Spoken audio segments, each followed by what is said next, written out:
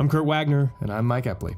We're old college debate teammates who disagree about pretty much everything as often as possible. In each episode, we examine a question inspired by the week's events. Despite our disagreements, we're friends. We respect each other, we keep each other honest, and we have fun doing it. And most importantly, we drink. Offering a fresh, informed snapshot of the debates that dominate contemporary discourse, this is Right Brain, Left Brain.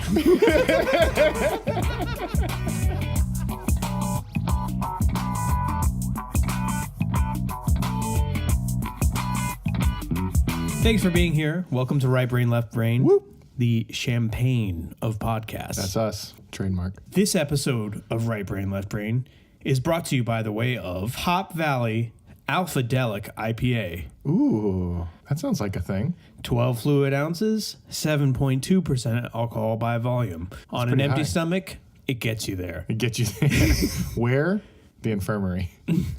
Wherever you're going. Wherever it gets you, wherever it is, you're going to end up. And brought to you by the Kraken. Oh, the Kraken. Good Black Kraken. Spice Rum, 94 proof. That is to say, 47% alcohol by volume. That's right. Not only am I drinking strawberries tonight, but I also do have a chelada from last week that I didn't drink. So I'm going to tear through these strawberries faster than you can believe it. And then the chelada's next. So if you hear this, that's me drinking a strawberita, breaking my own rule about ice on the show. And then as an old reliable backup, we do have old number 7. Yes, the gentleman himself, Jack Daniels, is in the house. That's right. So it's going to be a great show. All the way from Lynchburg, Tennessee. All the way. Our first guest of 2019. Okay, what else? So let's see. We have our notes here about the Mossad. But aside from that, what makes me think of the topic when I talk about those alcohols is how Krakens are in the ocean. Yeah. Uh-huh. And the land is not in the ocean. It's above it. Yeah. And when you can't use a boat to immigrate illegally, you cross a land border over a river that leads to the sea where the Kraken is. Obviously, we're here today to talk about the government shutdown over the border wall. Oh, man. And with that, I definitely need a drink. Me too, my friend. Thankfully, Mr. Jack Daniels is not furloughed because of the shutdown. Not furloughed. To Jack Daniels. To Jack. Yeah, that's Tennessee whiskey, all right. Whew. So anyways, the federal government has been partially shut down since December 22nd due to a dispute between the president and Congress on funding of a wall at the southern border. The well-known border wall. Yes. Democrats and the Republicans and the president had previously agreed in like a gentleman's agreement to keep the government running into the new year, but that deal fell through when Donald Trump refused to sign any deal that does not include funding for his border wall. See, when Trump and Congress made that deal, Trump's plan had been to fight for the wall later, some other day. Right. So a lot of people in Trump's base didn't realize initially when the continuing resolution deal was announced that it didn't have funding for another border wall. But as word got out that it didn't, it just took on a life of its own. And a lot of people who in Trump's base started saying, yet again, another continuing resolution with no money for a border wall, even though we've got money for this Democratic program and that Democratic program. Long story short, Trump's voter base started to get pissed. And they have a way to express that in a way that the president hears it. They're like, okay, you didn't lock her up. And now you're not going to build that wall? We're running low on chance. Despite the Senate voting unanimously, 100-0, in fact. That's what unanimous means, but it's pretty impressive. Even after like 9/11, after those like resolutional even Bernie voted no to go into Iraq. This was 100-0. After the Senate voted 100-0 to fund the government, after Trump withdrew from the deal, some congressional Republicans have now fallen in line on the president's line and joined him. Notably, of course, Senate tortoise leader Mitch McConnell. Wow. They say tortoises have spines, but I'm not convinced. Wow. That's my Mitch McConnell impersonation. I don't have any words that go with it. But that's just that noise. You know, it's funny. That's very similar to the noise that tortoises make on the Galapagos Islands. Just saying. Somewhere there's a tortoise missing on an island. So the president indicated in a televised meeting with Chuck Schumer and Nancy Pelosi that he'd love to shut down the government if he doesn't get funding for his wall. That is a threat that he has been intent to follow through on. Trump has suggested that he'll keep the government shut down until a new spending deal with an additional $5.7 billion attached to it to fund his wall is passed. So now we are in a, quote, partial shutdown. What is a partial shutdown? Well, it's kind of like booting in safe mode on your computer, only in this case, it's the opposite. It's unsafe mode. Lots of different functions of the government that are considered, quote, non-essential are shut down, like managing parks or inspecting food. And don't worry, we'll get into the details of what the shutdown really looks like. But yeah, we are currently in a shutdown. Chief Dildo Inspector for the FDA, he's an Uber driver now.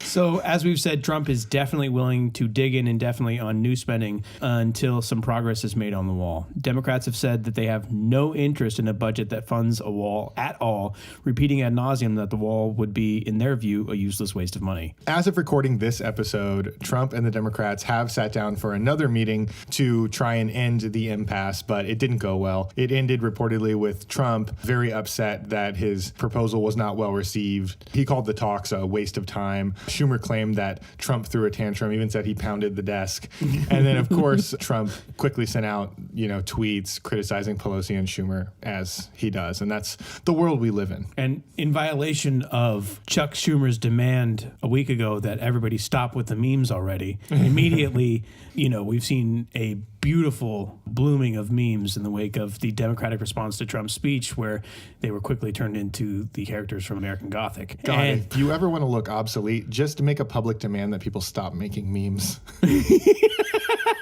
Jesus Christ, Chuck Schumer, you're so old, dude. You're fucked, man. Yeah, like whatever you do, don't roast me, is basically what Chuck Schumer just did. Chuck Schumer looked back in time at the cluelessness of Republicans demanding a 1 cent per email tax back in the 1990s as a part of their failed Communications Decency Act and said, oh, I can definitely be more out of touch than that. So what's the controversy? Well, of course, people on the left say that Donald Trump created this shutdown because he is a gigantic man baby. He promised, of course, that Mexico was going to pay for his Great Wall of Donald. And now he's trying to shaft the American taxpayers for $5.7 billion. And even if the wall had been free, it is just a downright stupid fucking idea for tons of reasons that your boy is going to get into later. And people in Trump's base are mad that after 2 years of a Republican majority in the House and Senate and a Republican president, that the president has not delivered on his chief promise of a wall, and they've insisted that everything stop until their needs are addressed, and they've leaned on their mainstream members of Congress who have in turn fallen in lockstep with Trump. So that brings us to our question for today. Should we fund the wall to end the government shutdown? I say yes. And I say nope. Let's dive in, but first, let's drink some more motherfucking alcohol. Sorry. That's such a straightforward transition to alcohol, but I kind of love it. But if I can be timely, allow me to Rashida Tlaib this. Oh, yeah. Let's drink the motherfucker already. Which I think is my favorite thing of like faux conservative outrage is like the fake news of conservatives being mad about Alexandria Cortez's dancing video. Oh. And the fake outrage about Rashida Tlaib saying, impeach this motherfucker. Like, you found at least more people mad about the impeach the motherfucker thing, which that's more inappropriate. You know what I mean? Right. But either way, like, as I said on Twitter, if I found a way to support Donald Trump after all of the horrible things that he says, as much as I've defended him as not everything criticism of him and being a racist is accurate, he said some things that are racist that I can't defend. Right. I can't be outraged anymore. Yeah. Like, is there a video of Ruth Bader Ginsburg like jacking off Abraham Lincoln? I don't care. The better question is, how much would you pay to see that? Everything I have. Like it was a fucking Lost Wu-Tang album, bitch. Let's drink this Kraken. And cheers. Ooh, that's rum, all right. Are we ready for some motherfucking main arguments up in this big dog? I'm ready. All right, argue mainly first. Then, my friend. I'll argue. I'm going to argue as mainly. Mainly as fuck. Here's my argument. Fuck no, we should not fund Donald's wall. Let Mexico fund it like Donald promised. If Mexico funds it, I won't say anything about it. Trump created this crisis out of nothing, and his wall is not a solution to real border issues which do exist. Human trafficking is real. Most of it happens at vehicle crossings. Drug trafficking is real. Most of it happens at vehicle crossings. Illegal immigration is real. Most of it happens when legal immigrants overstay their visas. What do these things all have in common? They're not caused by a lack nor solved by the building of a fucking border wall. So why? So I disagree. So why does Donald Trump want to build the Great Wall of Donald, or as I call it, the so-so Wall of Donald? It's not even going to be a wall anymore. Now it's going to be like steel. I don't know. The so-so slats of Donald. The so-so double fence of Donald. Because he's a megalomaniac and he loves nothing more than having things built by hardworking Americans and slapping his name on it and taking all the credit. And then, of course, not paying the workers, sort of like how his government is not paying 800,000 federal workers right now, many of which have continued working for no pay, something that employees of Donald Trump have been dealing with for decades. Also, he campaigned on it. One of his fans' favorite chants, of course, is build that wall. As a side note, and I'm not saying they're all racist, I am saying that a lot of them are. Not every American in Donald Trump's base is a racist, but every racist American is in Donald Trump's base for extremely obvious reasons. Okay, I'm gonna. Every neo-Nazi to go on a shooting rampage in the last few years has been outraged that Donald Trump has so many Jewish people in his family. So. Man, but did that stop him from slathering his van with Donald Trump bumper stickers? It didn't. Not that guy. Not that. The guy who actually killed people hated Donald Trump because of the Jews. It's also why famed racist Louis Farrakhan endorsed Donald Trump because, again, as Farrakhan said, he would be free of Jewish money more than any other candidate. But that's neither. You just named a racist who supports Donald Trump. So shit. I'm gonna be quiet. Keep up with your argument. That was a bit of a side argument anyway. To my couple of racists out there who don't support Donald Trump, I would apologize, but instead I'm just going to say, fuck you, you piece of shit racist. Moving on. Boo! I disagree. Boo. Was that a country accent like boo? Boo! I boo you, sir. And there are enough people who want a wall built that a president who has never enjoyed majority support in this country has to, at minimum, keep the support of his base. Some of them are even fundraising to build the wall, which is just, God, look at the memes. They're so funny. Someone was like, we've raised $400,000 in 3 days. We're halfway there. Like, yeah, you are. Keep it up, man. Good thing for Democrats that you guys destroyed the institution of education so that we can't add up how much money it actually takes to build a wall. Yeah. Just no math. This country just goes back to the dark ages. You guys just took out all that math so that you guys could do more programming on sensitivity issues, and I guess it's working out for you. I just want to say, if it wasn't for my communication studies major with an emphasis on social justice, I would not be able to make this podcast.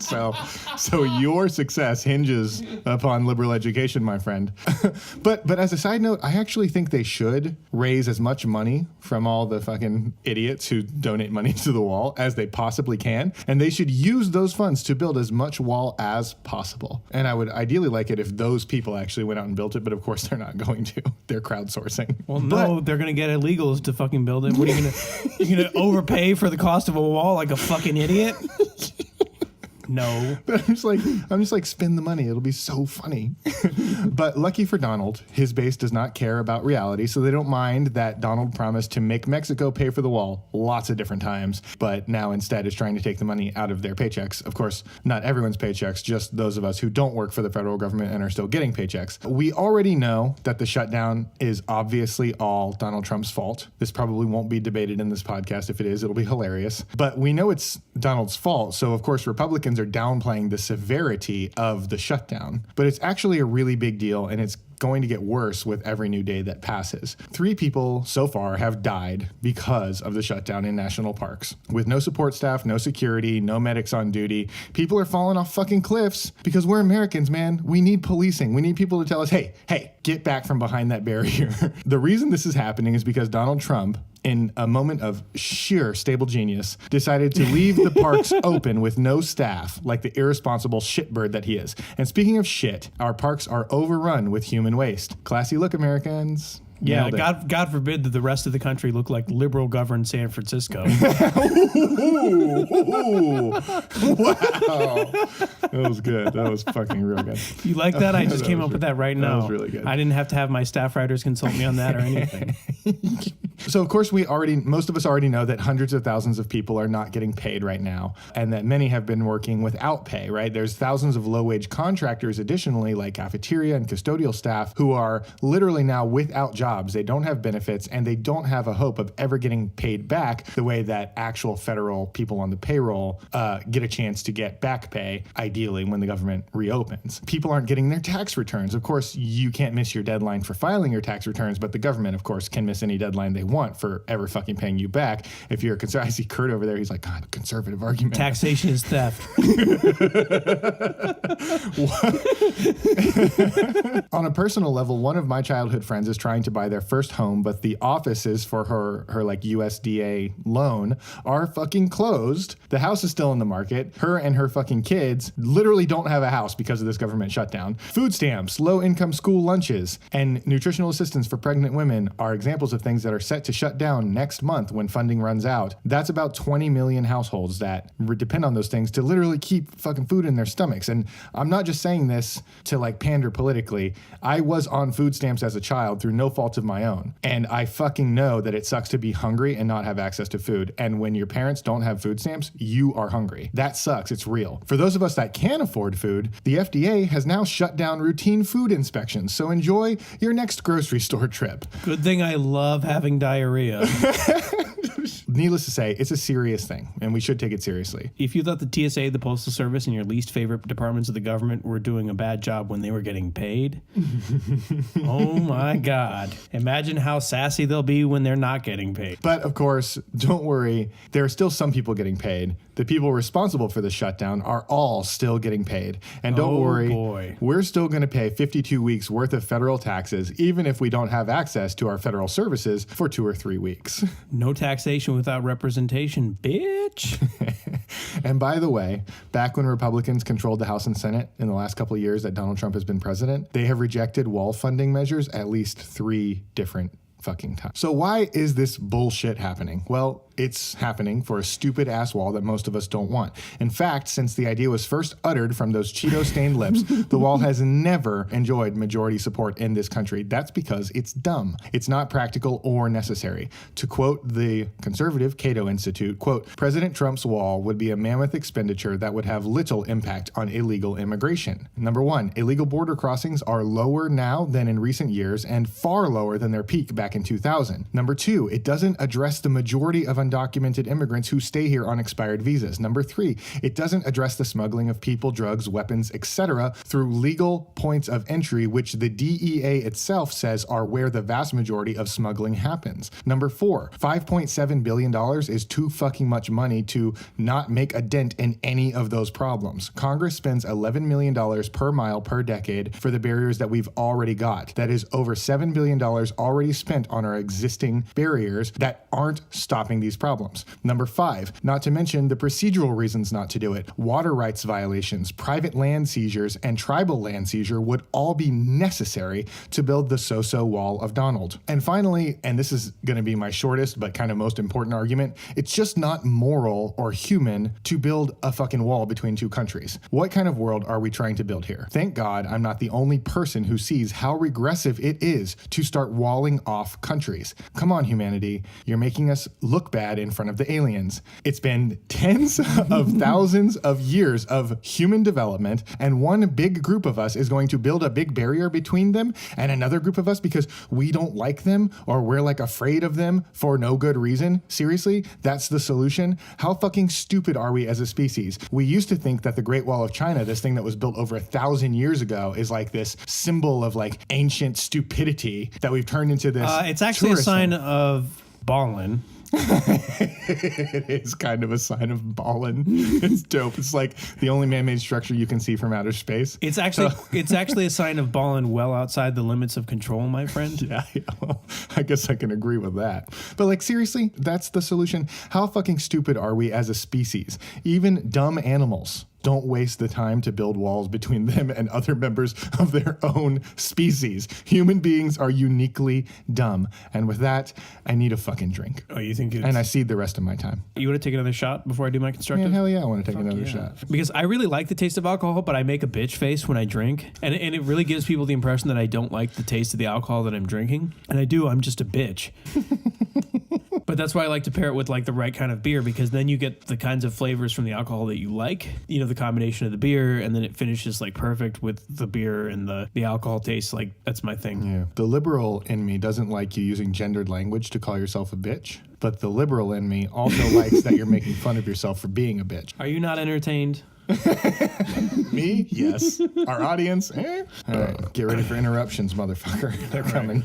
What do you have to say? Tell me. Other than my body trying to fight off this fucking herpagonisyphilades. Did you just make that up? Herpagonisyphilades? I stole it from a military first sergeant like 15 years ago. Yeah, it's like one of those things. It's like you hear it and you're like, that's good enough, right? Yeah. All right. I want to hear what you got to say. Even though you're wrong about most of the shit that you said, I'm going to start off with actually agreeing with you a little bit and conceding that this was like objectively a non-issue until it was a crisis. So yes. Like they had the handshake agreement, 10 or 20 years ago, CRs were almost not a thing. It was just a regular budget that they passed in a regular time frame, but they've been able to agree on so little in the last 10 or 15 years that now it's more normal to have a continuing resolution instead of an actual official budget deal, which is a shameful sign of the times. Yeah. That's why continuing resolutions are so problematic, because a budget deal is you write it in stone and it's the budget for a year. A continuing resolution is like we've agreed on the narrowest of terms for like 5 days of a continuing resolution. Yeah, in this case, it was like a couple months. It would have been a couple months, but that just goes to show you how fragile a continuing resolution is. Right. That at the point that it is essentially a handshake deal until they write it on paper, and then it's only a temporary short-term deal that was a devil to hammer out anyway, right? But again, they'd agreed to the continuing resolution, and Trump's base threatened a full-out riot. They started calling their congressmen and letting pressure be known on social media. Obviously, we know Donald Trump does, in fact, enjoy Twitter at least a little bit. Mm-hmm. So even before Republican congressmen were saying, my constituents are going to hang me, right? Like Donald Trump was like, I've been on Twitter. I know they're going to hang you. This really has created like a no-win situation for him, right? Regardless of how you feel about him, regardless of how you feel about the wall. Wait, what? Winning the presidency? No, not that. Oh. So sorry. The wall and this continuing resolution. So Trump was forced to choose to reverse his agreement that he had made, that he had every intention of complying with, or losing his base, right? So it was a non-decision. He had to choose between a rock and a hard place, and I don't think that Trump is like actually really displaying the art of the deal here, which he didn't write the book anyway. So he keeps moving further and further away from his initial position, because if you read The Art of the Deal and like a lot of other books like that, they're about how like guys like Trump say that they squeeze people into making the deals that they want, right? And The Art of the Deal and other books like that say, they talk about like power position moves and like don't back away from your initial position, force your enemy to back away from their initial position, except he's doing the opposite. Trump is negotiating this poorly, and I think he has the potential to make this a win for himself, like a lot of things, but right now he's not playing his best hand, and he keeps moving away from his initial position. Democrats are doing a much better job of negotiating and staying firm on the $0 than he is on staying firm on the $5 billion. Some Democrats have actually started talking about more money for DHS as a generic whole, but they've done a better job about remaining adamant about not allowing a wall or funding for specifically a wall. And yet Trump keeps throwing out all these new terms that signal, in terms of like negotiations and, relationships and contract theory, right? Like he's signaling that he needs a deal more than the Democrats are signaling that they need a deal. Yeah. And that's just objectively true. Even if you like Trump, you got to realize like he was forced into this after he wasn't ready for this fight. Since then, he's been reacting rather than being proactive and really controlling the terms of the deal. Yeah. Even the continuing resolution that they had drafted that he had originally agreed to did include an increase in funding for border security.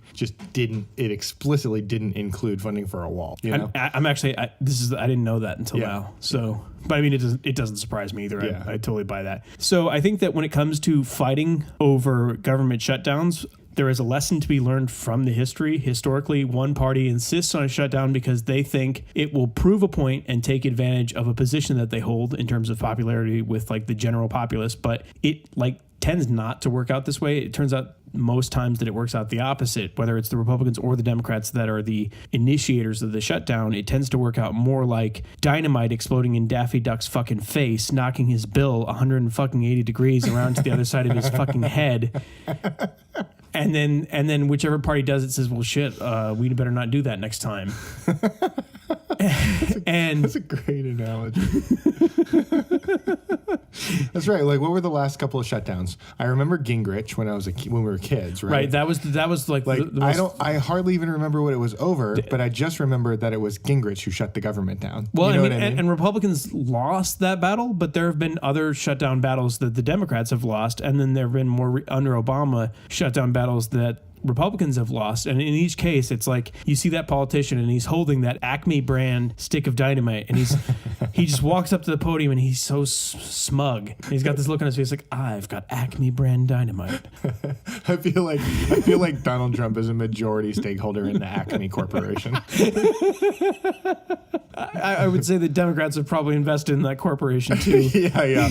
As much as I've noted that this is like a tactical misstep for Trump, he is smart enough and canny enough that he could still pull this off and make this work in his favor. It is conceivable that since federal workers lean heavily Democratic and that their unions are Democratic, donors, that this could still work out well for Trump. They could eventually feel so much pressure and pain that they transfer that pressure and pain onto Democratic politicians to sort of call it quits on this game of chicken that Trump and the Democrats are playing. Like I said, Trump is losing. That doesn't mean that he's going to ultimately lose. The Democrats have always managed to shock the world by pulling out a loss, and in spite of all apparent signs of victory. I mean, you say always. Of course, I can think of one really big one. But. Right. And for it to work, the showdown would have to continue for maybe as long as months. Like, it would have to get to a point where, as a powerful bloc within the Democratic Party, federal union employees would have to just say, like, our goose is cooked. We need to go back to work, like, and put all their pressure into Democrats to just sign a deal. But it could still work out for Trump. And it's worth noting that, like, if we're going to analyze this thing, from the left and right, that's still within the realm of possibilities, and it could still work for him. So I think President Trump should not try or threaten to use an emergency declaration to build the wall. I think we should apply like the shoe on the other foot test. Like, oh man, if the tables were turned, the GOP would be furious to hear a Democrat making the same threat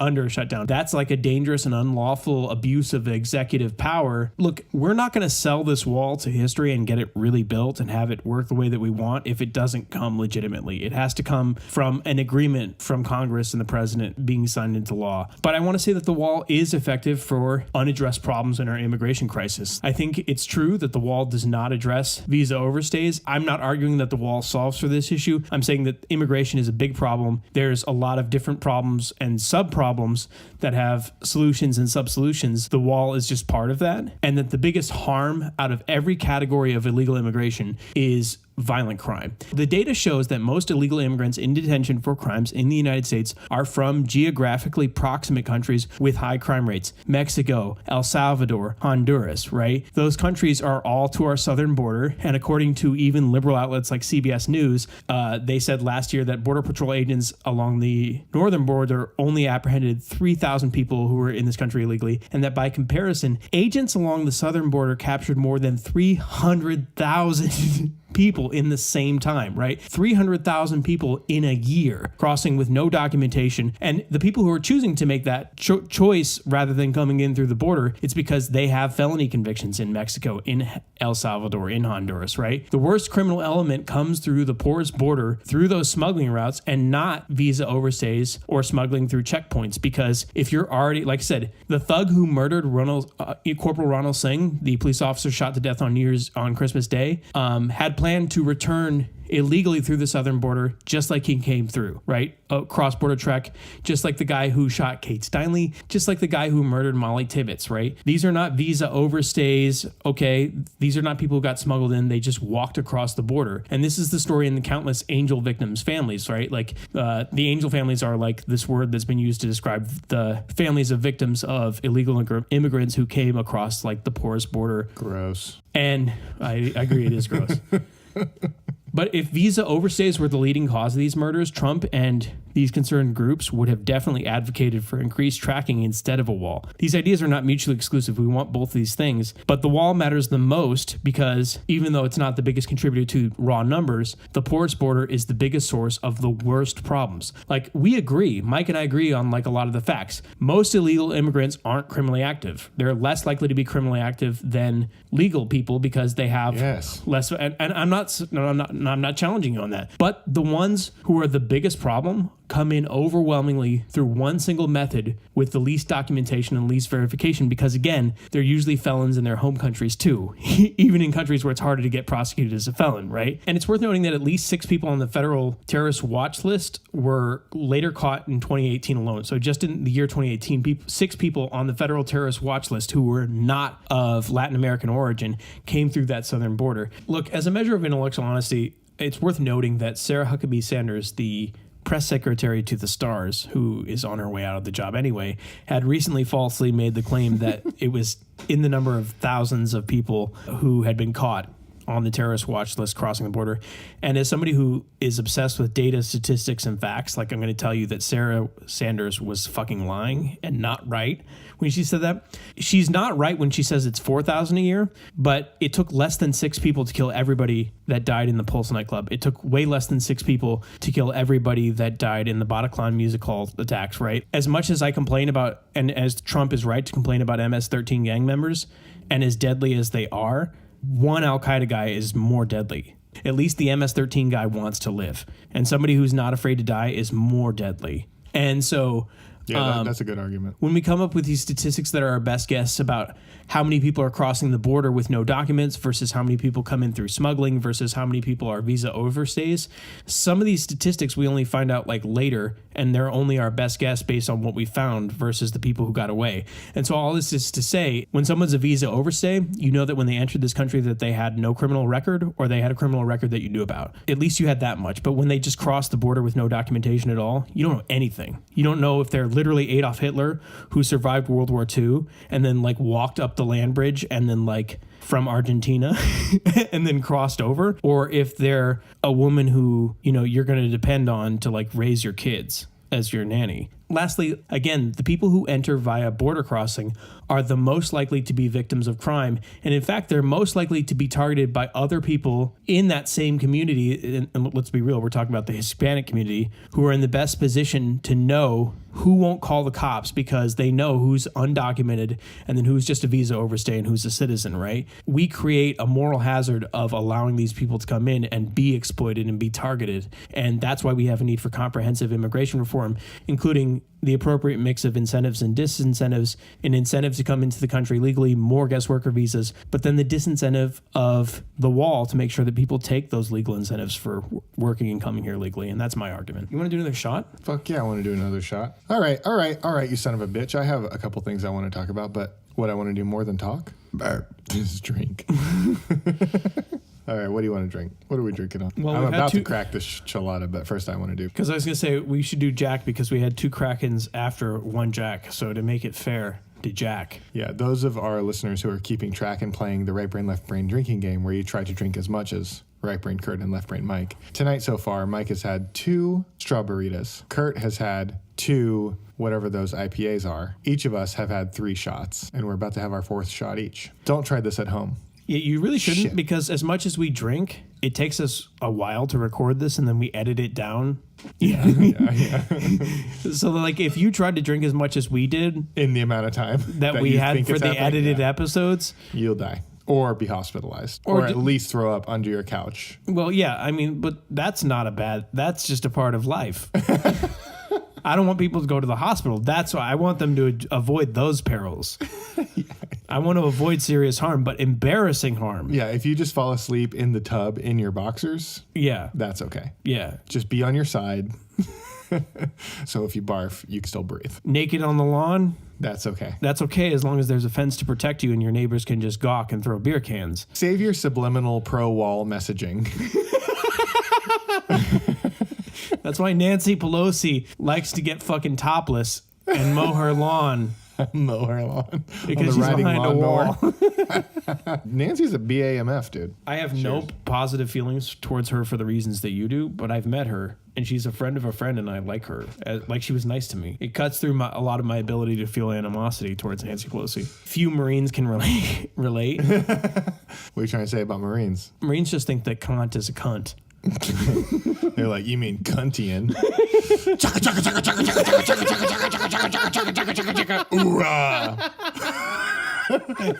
That was actually a very, very accurate impression of my 4.5 years in the Marine Corps. I don't think you strove for that kind of accuracy, but nonetheless, you hit that mark. You're like, yeah, I mean Cuntian.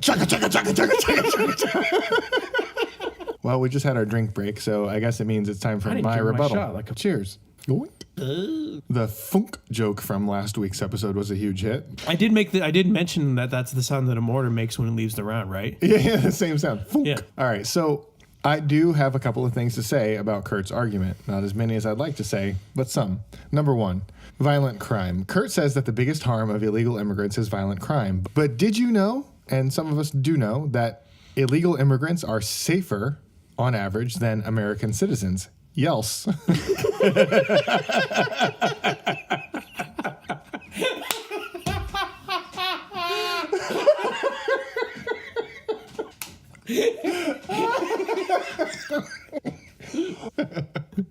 So the reason we laughed is because, of course, like we have our notes here, and instead of writing yes, comma, I appear to have written YELS, comma, yels.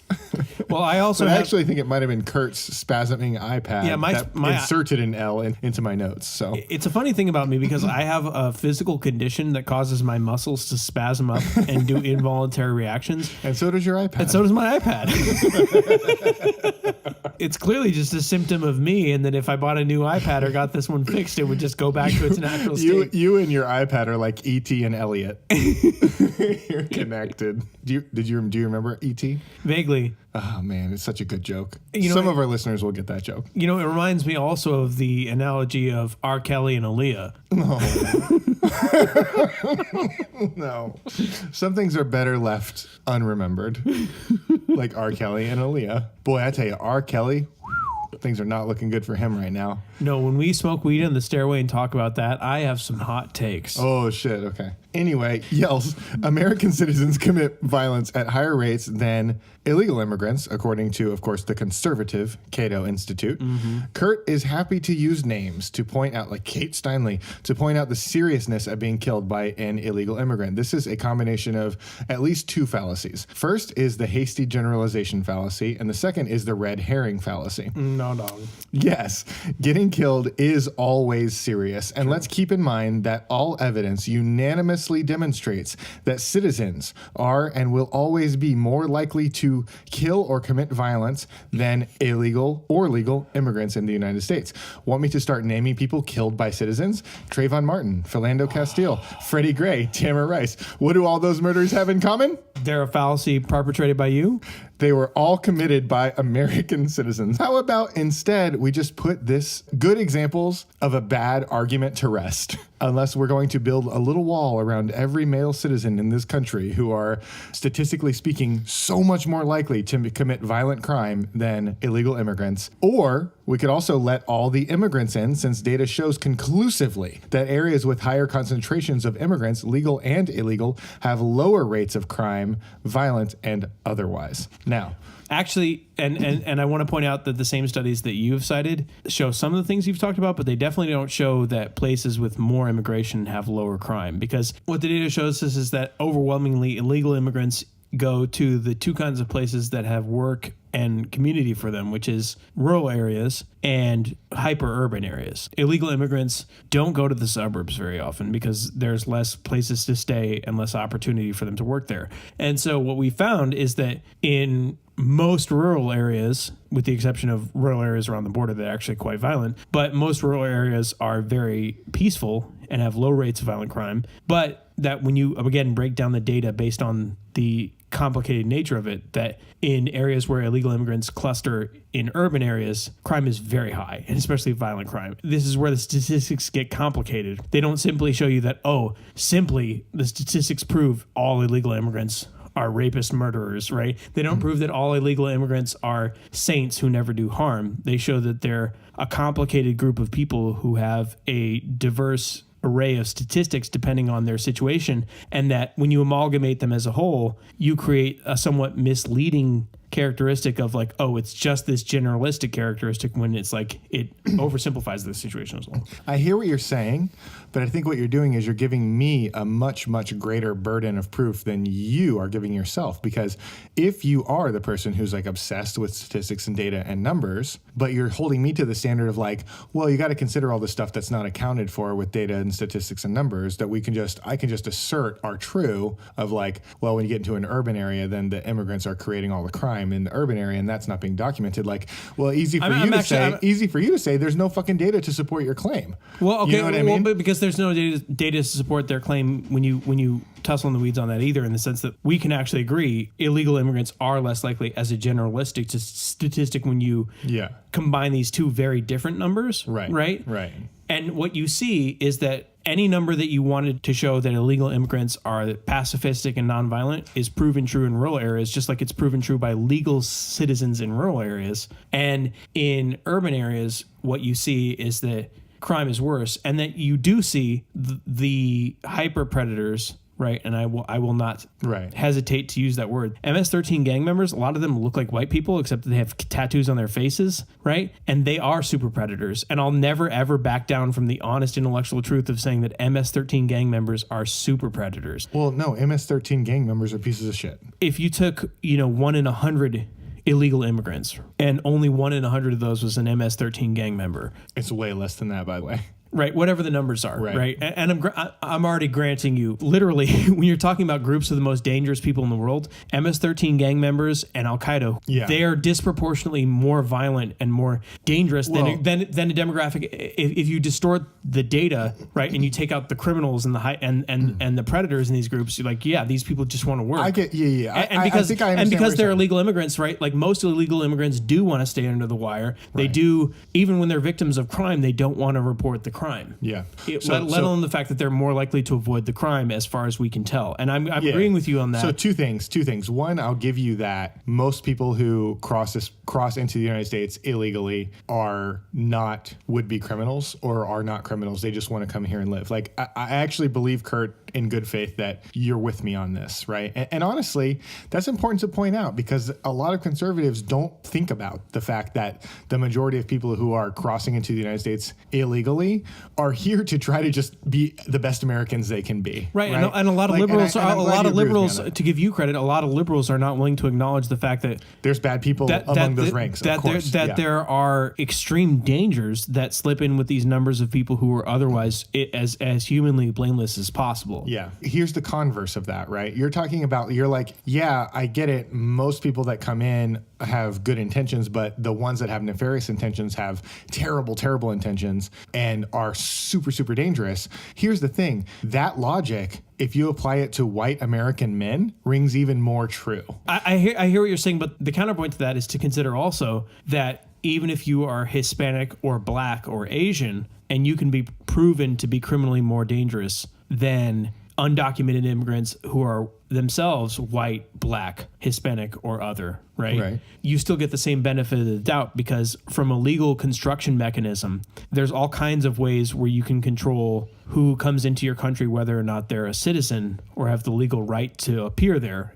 And we're talking about a country where that is one of the most liberal in the entire history of humanity in terms of who gets to visit, who gets to stay, and who gets to be a citizen, right? Yeah. The statistical truth of the non-dangerousness does not excuse the uniquely dangerous nature of this group that we're talking about, that we owe it to the citizens of this nation to give them a benefit of the doubt if they're citizens, right? Regardless of the color of their skin, because as much as you make it about white people, you can turn that around and be like, people who are legally born here that are of non-quote-unquote advantaged groups that also get that benefit of the doubt over a white person from these demographics, because it's a lie that there aren't white people in MS-13. The thing is, Kurt, I'm not arguing that because you and I are white males that we're more likely to go out and commit mass murder. What I'm saying is that if you are accepting the fallacy of stereotyping massive amounts of people based on the actions of very few of them, that you are committing a fallacy that is harmful to the entire demographic, including, for example, white men. Like, yeah,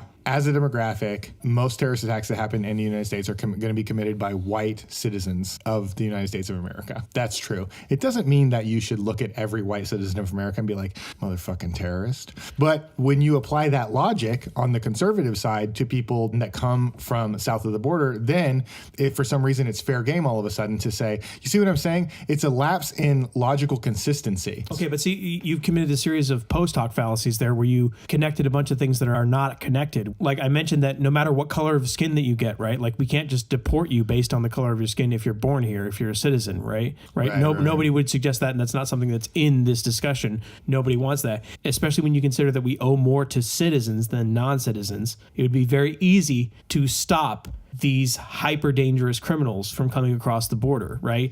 And that's what I'm saying is that you're right that most illegal immigrants are good people, but the solution to what your critiques are is not what you say is the solution. The solution is, okay, so we need a system where most of these people who are immigrating illegally, whether they're visa overstays or people that are crossing the border, we need to give them legal protection so that they can call the police if they're raped or if they're not paid for their work. And then by the same token, we need to give background checks to everybody that comes through. And so this is why I love my open borders buddy, Kurt. Right. That's what I'm saying. And this is why I love my strict immigration buddy, Mike, because... Okay. I just have a couple more small things I want to talk about. Okay, number one. Kurt talks about how in undocumented communities, it's really hard to get good statistics because in undocumented communities, they're frequently afraid to call the cops. I agree with Kurt and actually think that this isn't really going to be as much of an argument because I think we totally agree. In an undocumented community, for example, you shouldn't be afraid to call the police. Literally, they're afraid of getting deported, right? It's like, oh, you're here illegally. Well, but I mean, even people who have no reason to be deported will still not call the police because they're like, I'm taking some risk versus no risk. And sometimes that's true. But if you're genuinely afraid of any contact with law enforcement because you're worried that at any point, if law enforcement catches the scent that you might be undocumented, there's a chance you're going to be deported and like your kids are, you know what I mean? You're fucked, right? I'm not going to call the cops in that situation. Let's talk about a point of objective reality. Right. If you are any American tourist in France and you see the same crime, right, versus any undocumented, even if you're an undocumented immigrant in a sanctuary city like San Francisco, that tourist in France from America, no matter who they are, is more likely to call the police when they see any category of crime than even the most protected undocumented immigrant in the most sanctuary of sanctuary cities. Like, what do you? Well, I don't understand. Well, I feel like we agree on this, right? Like, well, because we have legal, because we're in France as a tourist, we're there in a sanctioned way. We're standing on the floor that we're standing on. We're not in any legal trouble. Whereas an undocumented person, every moment of every day, they're under distress. Right. Like a sanctuary city policy is nowhere near as effective at enfranchising people with the law who are from out of the country as just making them totally legal. Well, yeah. Right. No, I think that's an important, But it's just it's an important nuance, right? Like you're talking about how there's a possibility that more crime is happening in undocumented places or undocumented circles because they're less likely to call the police. But it's important to remember if that's true, why it's true. You know what I mean? And it's important for a conservative and a liberal to agree. Yeah, dude, if your only crime ever is being here, quote unquote, illegally or bypassing documentation because you can't get documentation and yet you're working and you're chill, you're paying your rent and you're paying taxes, that's ideal. Keep in mind you're still breaking the law in the sense that at that point you're breaking the law because you're there illegally. Well, you're breaking the law in terms of paying your taxes one of two ways. Either you're assuming somebody else's identity, which is identity theft, which means that you're paying somebody else's income taxes, or you're not paying them, right? Either way you're committing a felony. That's actually not true. Undocumented people can get tax ID numbers. This is one of the interesting things. In California, for example, you can get a tax ID number and a driver's license, even if the state knows you're here illegally, so that you can pay taxes. Because the truth is, they care more about getting your taxes than they care about deporting you if you're here to work. I know people who are here and have been here undocumented for literally decades who pay federal and state taxes on their income. Right. But that's right. They have a fake, of course they have a fake social security card. That's what I'm saying. That's what I'm saying. You have to commit. And so literally all I want is every illegal immigrant now who is stealing somebody else's identity to work. I want them to file under their own real name and then get that tax refund that they deserve. Because again, I'm a conservative. I still believe taxation is theft. And I believe that every time an illegal immigrant can't get the tax refund they deserve, they're giving the government the ability to steal that they shouldn't have. All of the undocumented people I know would prefer to be able to use their real name. Yeah, they would. You know what I mean? They want to use their real name. They want to get a tax ID or a social security or a worker number or whatever it may be. They want to do everything on the book, right? Because they're here and they're walking on eggshells every single day trying to make sure that they're not doing anything wrong. Right. And you know what I mean? All this is to go back to what you're talking about what the state of California allows you. It still becomes so complicated and intricate where you're just not going to take that risk under your own name anyway. Even if you're associating with the things you're legally allowed in a sanctuary protection because it's not legal at a federal level. Because even though I'm just embracing the things that are allowed to me under a sanctuary citizen statute, like it's safer to use this assumed identity. And I don't, I understand where people are coming from, but that still does involve an escalating series of felonies. Yeah, it was fucked up. It's a reminder from my side, of course, that what is legal and what is right are totally not mutually exclusive. Right, and those of us on the right. I love right, that Kurt's like down with that. So I wanted to pose one thing as my final point on my rebuttal time, which is who do we think, and I don't know the answer to this, Kurt, but who do you think will ultimately win if the government never reopens, say, until election time? Oh, that's a great question. It would matter in a different way who the Democrats nominated if they wanted to win. But I would still say that this plays to Trump's favor because what if we see a federal government shutdown of a year? What we would see then is we would actually see at least the Republicans and Democrats get together and pass not what we would consider continuing resolution bills in the traditional sense, but they would be bills that would be like, okay, well, if the shutdown's going to keep going on, then we're going to pay these people and not these people. And as a conservative who favors liberal government, I think that what we would see is a reality where we'd show that like a lot of what the federal government does is not critical for a high quality of life on a day-to-day basis.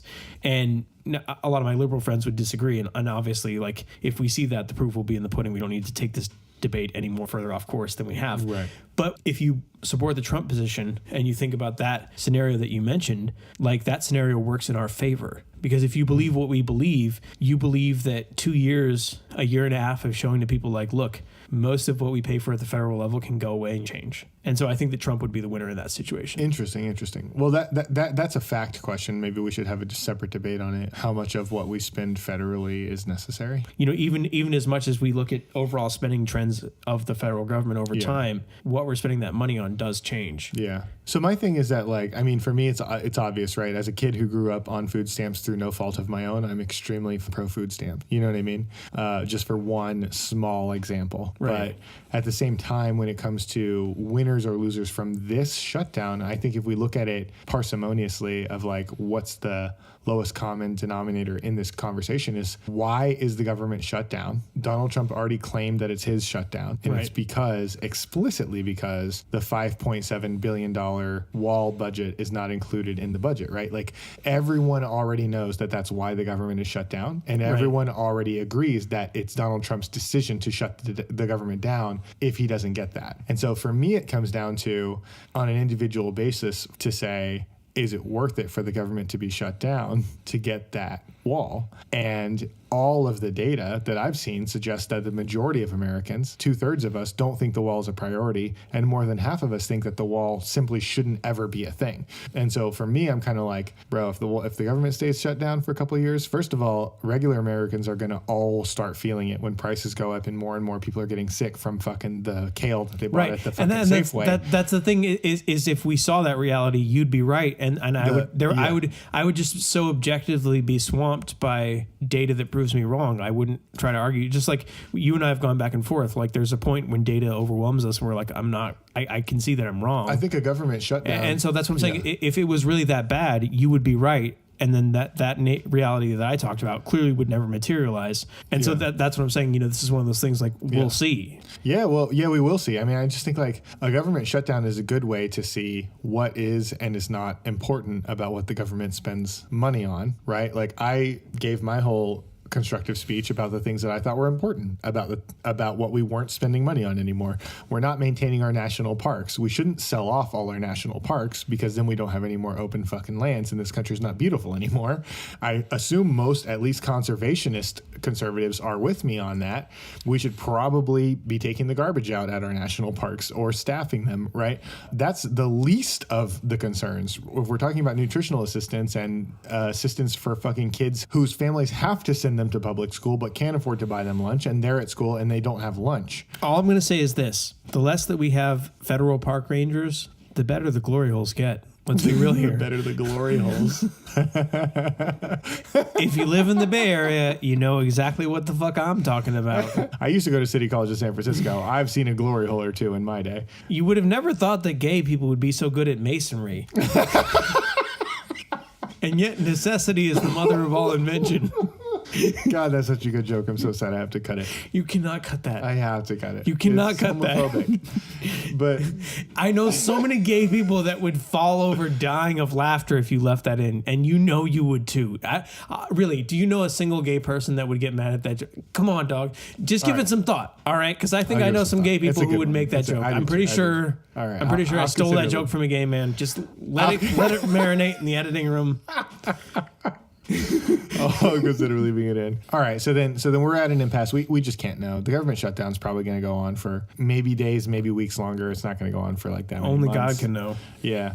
I think it's because the wall is a stupid idea, and the longer it goes on, the more Americans have to face that the wall is what's holding America hostage. We'll see. I've said enough. I have more stuff, but I think that's enough. Go ahead. Okay, so all I want to say is Should we drink first? Yeah, let's definitely take a shot. You can make mine adult size. Thursday must be Kurt calling in sick. Calling in sick is for fucking civilians. Some quick points to make. Mike makes a bunch of points about race by fallaciously asserting that if you catch a certain number of people committing an offense and they disproportionately tend to be of an ethnicity, that it's a racist policy. And I'm saying if the majority of people you catch for pedophilia are white, which they are, I say we should double up enforcement of pedophilia, and I don't care if it means that we get more white people in the dragnet. I want to end pedophilia. And by the same token, if we catch more of the fucking narco-terrorist gangbangers that come through our fucking southern border, because as much of the drugs may come through checkpoints, the truth is that the captains who run those distribution networks, they come through the southern border undocumented. I haven't seen that data, but that's what the best data indicates. And I'm giving you one here. I'm telling you that like there's some truth to what you say, that like more drugs come through checkpoints, right? But the people who run the networks that distribute those drugs, they do come undocumented through that southern border, right? This is the harms of political correctness, right? About how political correctness has made undocumented illegal immigrant and illegal alien indistinct terms when they're actually very distinct terms that mean different things, right? People who are undocumented literally come through the southern border with no documentation, whereas illegal aliens can be anybody who comes here with a visa or not, right? And so like all undocumented immigrants are illegal immigrants, but not all illegal immigrants are undocumented. People who overstay their visas are actually not undocumented. And again, death to political correctness for the fact that they've destroyed the meaningfulness of these two different terms. The worst criminals often have criminal records in their home countries and could never get a visa to come into the United States to overstay in the first place. And so, right, like thus, those with the worst criminal intent enter almost exclusively through the unguarded border. They hide in fucking trunks in cars at legal checkpoints. No, and that's my whole point. No, you don't catch, like, that's what I'm saying. You don't, like, the data doesn't show you that. The data shows human trafficking. The people that get snuck, the human bodies that get snuck into the U.S. from south of the border, most of the time they go through a legal checkpoint undetected. It doesn't matter whether they're a narco or a sex trafficked. And what you're talking about there is secretly snuck through. So when you're talking about a mixture of conjecture and statistics, and I'm telling you what the statistics can prove is that some of that comes through one, and some of it comes through the order. Yeah, most comes through legal checkpoints, and some of it comes through just random ass open spots on the border. And that again, the worst of it we can show. Like it doesn't take that many murders for you to lose this debate. You know what I mean? Yes. It does. No, it does. It doesn't take that many people who you can connect to the worst murders to show that like the harm of securing that border, right, versus the benefit of securing that border is greater on my side, right? Well, you're building a bridge too far because what you're doing is you're begging... A bridge where everybody gets to cross with documentation. You're begging the question. You're begging the question. It doesn't matter the quality of the person hiding in the fucking car, in the trunk of the car. The border agents will never know the quality of the person in the trunk of the car. And if you're a capo in MS-13, you're not getting smuggled because there's much more of a chance of getting caught that way than if you just walk across the border. And that's the point. Is that I'm not gonna fight with you on the fact that the immigration issue and how much drugs and smuggling is an issue is complicated and multifaceted. We agree. I'm just saying that the worst of the worst come through the undocumented border. Easy to say when there's no data. Right, but we can't have conclusive... Of course I can't disprove it. Right, but it's just a claim with no evidence. But that's the thing, is that as long as there is this border that is an X factor, we'll never know.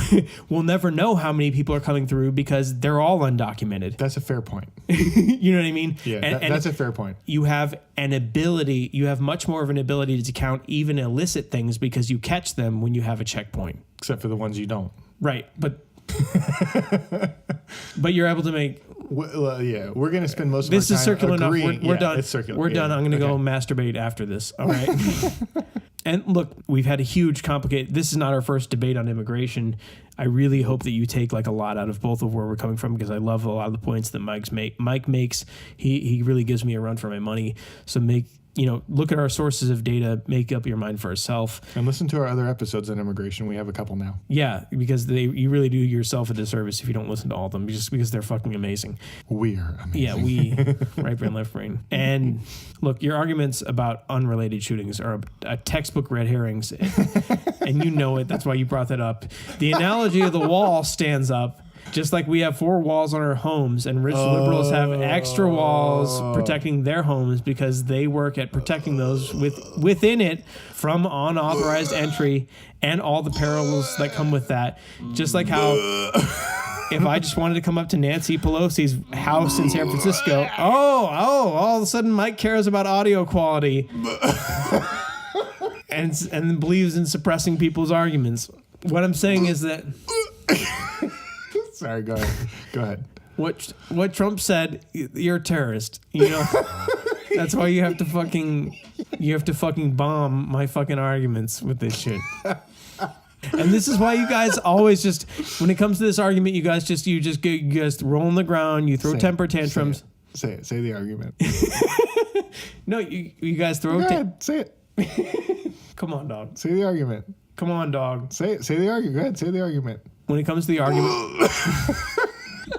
I can't help you have to edit this thing. I'm not editing it. I'm leaving it. When it comes to this argument, you always run away from it. But that's the truth about this argument about why people like Nancy Pelosi put up walls around their homes, because they are effective at keeping out people that you have not verified that wish harm to you. And that's why when you guys dispel this allegory, you are committing fallacy to your own detriment, because the truth is this allegory for a home, for Nancy Pelosi's home, does hold up the way that Trump makes this allegory about the nation as a whole, which is that if you love the people that you have inside and you don't know what's outside of it, and you know that it's a mixture of good and bad, you put up a wall to make sure that you can control what comes in and out. And I just want to say that for those of us that don't live in gated communities, which is the vast majority of us, the gates of your own 4 walls of your home are just as much of a gate. And the way that homes are designed in San Francisco, like even if they don't have a gate, the house itself is designed to be a fortress, in the same way that the difference between a castle and a keep is pretty negligible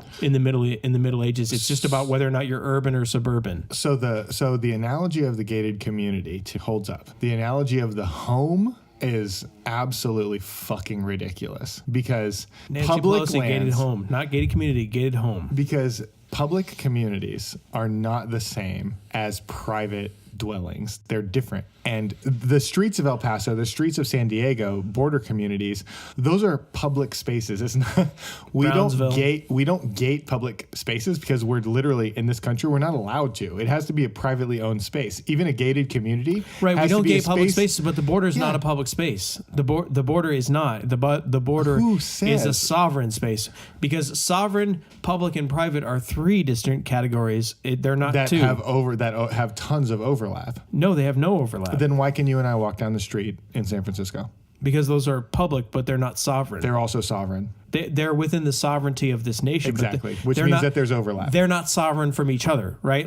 Okay, so this is a false distinction. The borders of San Francisco and Daly City, are not what we call, from a legal perspective, truly sovereign in the sense in the sense that they have a legal understanding that you have the right of free passage with no verification between one or another. Yeah. Nations have the legal understanding and treaties that support the idea that you do verify, and then after that legal and moral understanding, you have the failure of leaders within those countries to follow through with that for all sorts of reasons, ranging from logistical to ideological. So instead of launching into an hour-long debate about sovereignty... No, we need to wrap this motherfucker up. Yeah. Instead of launching into that, I would like to refer you to our Open Borders episode, should the United States open its borders. And then we can have... That's where Kurt and I have the philosophical debate of what does it mean to have like a sovereign nation? Is it good to have... Is it good? What are the historical origins of the quote-unquote like nation state? For me, it's all arbitrary. For Kurt, it's extremely all very important, and for him, it's an analogy to the home. For me, I think that's a ridiculous analogy. We have that debate already in our Open Borders episode. Go, by all means, go listen to it.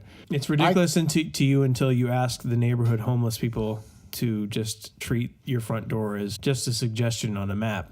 And you realize it's a hard border. Yeah. Well, there's a line between public and private, right? There's a line between a border of one country and another. You wouldn't advise. And they both come down to regimes of enforcement. We can agree with that. I think we can agree with that. Yeah. And let's close the episode where let's close it up.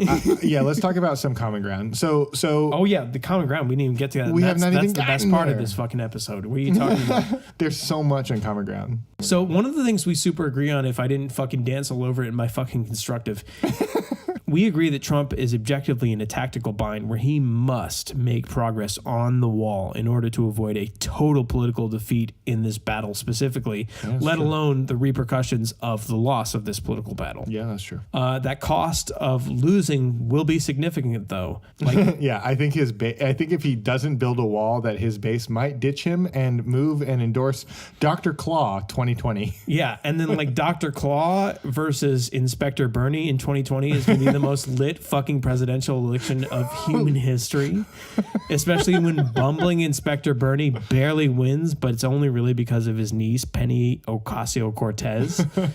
What was it? Go Gadget? Wait, what was the one I said? Go Gadget Public Works. Go Gadget Public Works.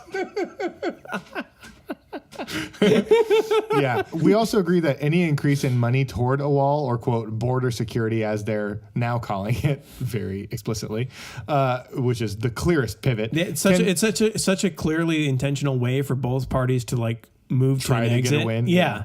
It can be seen as enough of a victory by the administration to sign a continuing resolution to fund the government and end the shutdown. And of course, it can be seen as like they didn't get a wall, so Democrats win too. So Pelosi is all good as well. Like, how weird and gross is it that Pelosi and Trump are like having these meetings trying to come up with a deal where they like look good to like all of their constituents and say, oh, like they're telling each other, like, how do we tell our constituents that we hate you and that we fought against you? You know what I mean? Like, none of these people actually give more of a fuck about whether there's a wall or not, more than they give a fuck about whether or not they've satisfied the mob that they think they have to satisfy. Yeah, no, you know what I mean? That's totally true.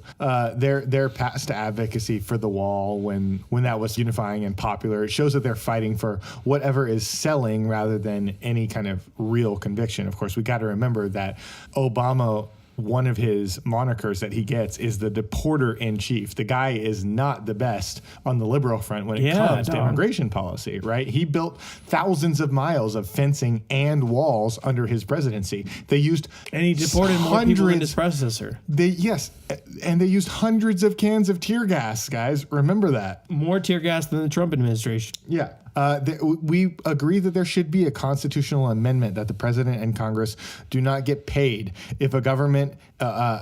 We agree. Kurt and I agree that there should be a law in place, a constitutional law that the president and Congress are not going to be getting paid if the fucking federal government shuts down and government employees are not getting. Yeah, because like as much as I, as a conservative who's like anti-tax, anti-federal, especially anti-big federal government, as much as I'm inclined to take like unkind words towards the federal government and call these people parasites, in my worst moments, I am being unkind to the extremely valuable and important people who protect our society in the federal government. There are a lot of people in the federal government that are not getting paid right now that should be getting paid before fucking Nancy Pelosi and Donald Trump and fucking Chuck Schumer get paid. And if I can't get an amen from that on the other side, I don't know what the fuck I can. You know what I mean? Yeah, amen. Like as much as I might say that like my postal delivery person is not the best postal delivery person in the world, they did way more work than anybody in Congress. Yeah. And so like the fact that these bums get their paychecks when everybody else in the federal government doesn't get their work, how the fuck is that right? Yeah, the government employees didn't shut it down. It's these assholes that keep getting paid that shut it down.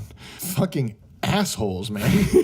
They're fucking assholes. Federal employees often don't make a lot of money. You know what I mean? They're not getting fucking paid. And thousands of them keep having to go to work without pay. What in the fuck is that shit? You know, we're agreed on that. Right. I got one more that's not on the flow, so I'm just gonna throw it in there. All right. Furthermore, this state of emergency nonsense. I have to point out how legit and righteous Kurt is to be like, let's not call a state of emergency when we're not in a state of emergency. That state of emergency was written so that, like, in the middle of World War II, like if they needed to build a new base, like you didn't have to report to Congress, especially back when technological limitations meant more delay. Yeah, or if there's a terrorist attack, or if there's a fucking epidemic or something, like save it for a, I don't know, emergency. Jesus Christ, thank you for fucking being reasonable about that. You know who originated this fucking state of emergency shit and all this shutdown shit? Fucking Ann Coulter, man.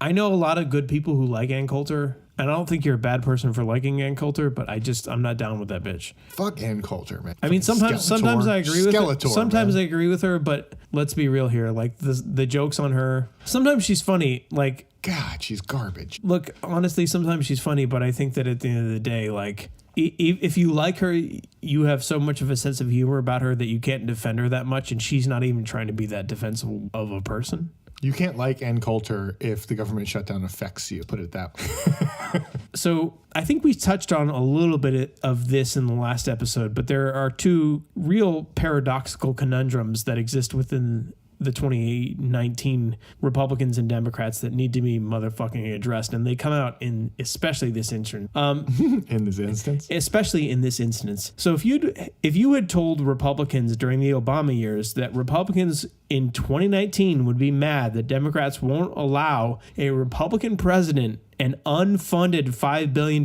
expenditure. $5.7 billion. $5.7 billion expenditure that's unfunded. That would have been as difficult to believe as Democrats being mad that a Republican president is withdrawing from Syria and Afghanistan and firing a war-loving interventionist general. What kind of insane time do we live in? I mean, libs gotta lib. Libs gotta lib. Libs gotta lib. Cons gotta con. Yeah. And just be real with it, son. On that note, thanks for listening. I'm Right Brain Kurt. I'm Left Brain Mike. Thank you so much for sharing our podcast. Of course, it is the primary way that our podcast grows because we're really cheap. We don't want to spend money on ads. You have to tell your friends about us. Otherwise, the show will die. That's right. Also, guys, listen up. If you are in San Francisco or the Bay Area, Kurt and I, Right Brain, Left Brain, is looking for a business manager to help us monetize our show so that we can make an even better show and eventually quit our day jobs and then eventually bring you 2 great episodes a week that are even better than this episode. If you're interested, please email us at rblbpod@gmail.com. We'll work out the details. It's probably going to be some version of indentured servitude, sexual favors. We haven't talked about it, but we're looking for somebody to help us with a business end of our show. So to keep the conversation going, find us on Twitter. We're Left Brain Mike on Twitter, Right Brain Kurt on Twitter. Look for Easter eggs on Instagram, like pictures of microphones. RBLB Pod on Instagram and Twitter. If you want to weigh in on the topic, join the Right Brain Left Brain Community Facebook group. And if you want to weigh in on the topic, join the Right Brain Left Brain Community Facebook group. See you next week. Later. All I want is for my same-sex friends to be able to get married and have pot farms where they guard them with their guns. Fully automatic rifles. And that's why our liberal listeners tear their hair out.